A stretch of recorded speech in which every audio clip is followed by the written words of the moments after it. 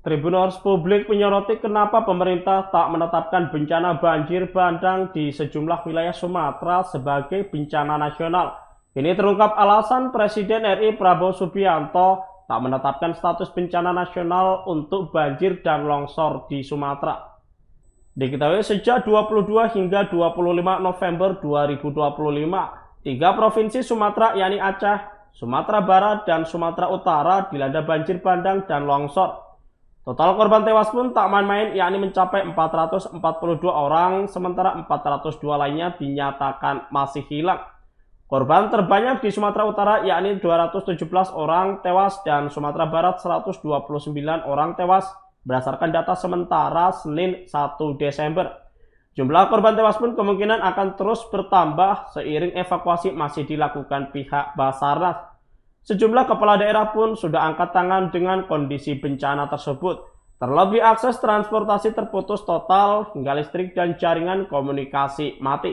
Misalnya saja Bupati Aceh Tengah, Haili Yoga, yang mengirim surat ke pemerintah pusat soal tidak mampu mengatasi darurat bencana akibat banjir bandang. Namun hingga Senin 1 Desember, Presiden RI Prabowo Subianto belum juga menetapkan bencana nasional pada peristiwa tersebut.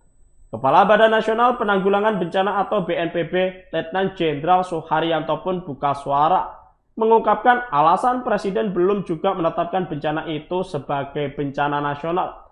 Menurut Suharyanto, status bencana nasional sebenarnya tak perlu didiskusikan panjang lebar, sebab yang dimaksud dengan bencana nasional adalah bencana yang menyebabkan dampak sangat besar baik secara korban jiwa maupun material.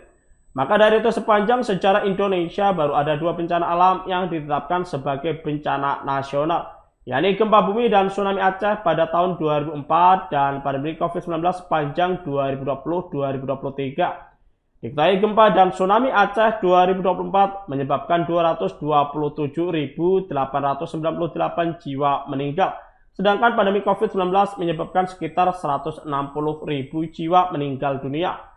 Selain dua bencana alam tersebut, Suharyanto menuturkan banyak bencana lain yang skala jumlah korban dan tingkat kesulitan aksesnya tergolong cukup tinggi, seperti gempa Cianjur di Jawa Barat, gempa tsunami dan pergerakan tanah Sulawesi Tengah, serta gempa Lombok di Nusa Tenggara Barat. Namun demikian, Suharyanto memastikan meskipun statusnya masih bencana provinsi, pemerintah pusat tetap akan optimal turun tangan dengan mengirimkan bantuan.